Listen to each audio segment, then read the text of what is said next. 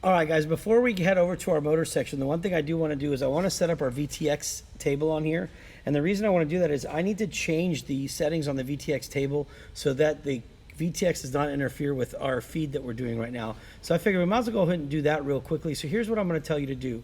I want you to head on over to, if you're in the FPV Professor page, I've given you a link to the VTX. Uh-oh, that's my buzzer finder beeping. Hold on. I just turned the power off, and now I need to push the button so it knows that it's not lost. Hold on one second.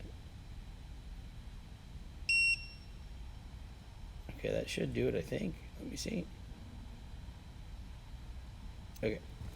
So what you want to do is when you get to this page here, right, you want to right-click. Don't just click it because it's going to open it, as you can see right here, and that's not going to help you at all. You want to right-click, and you want to left-click on Save Link As. And just save this file somewhere in your documents or wherever you want to go. I'll put it in Documents, and I'm just going to call it, that's it, VTX5828.json. So just click Save, okay? So that file is going to be saved. Then you're going to head back over to Betaflight. And what you're going to do is you're going to go to this Video Transmitter tab right here and click that. And you're going to see there's no table here. It doesn't know any of the frequencies you can work on. But that file is going to load those. So what I want you to do is when you click video frequency, video transmitter, I want you to come over here to say Load from File and click that. Okay?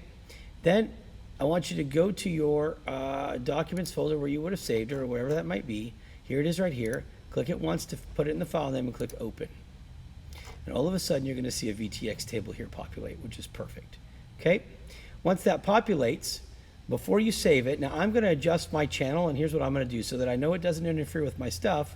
I'm going to adjust it, and I'm going to say I want it to go to band E, I want it to go to channel 5, and I want it to go to a level of just 25. All right, and I'm going to click Save because I know the frequency, which is going to be E5, which is right here, 5809, does not interfere with our setup at all here in this shop.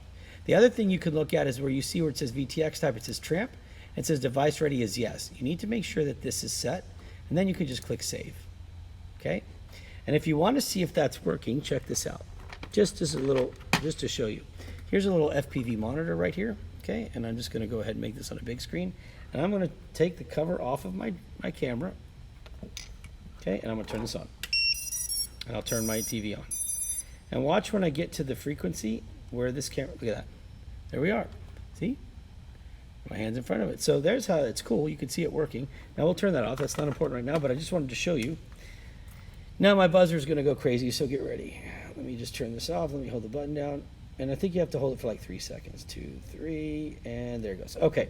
So now we've set our VTX table, okay?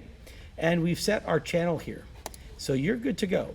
At this point, you could go ahead and just click Save again. And setting a VTX table is that simple. Now that that's done, we will go through the part about getting to BL Heli, but I will do that on the second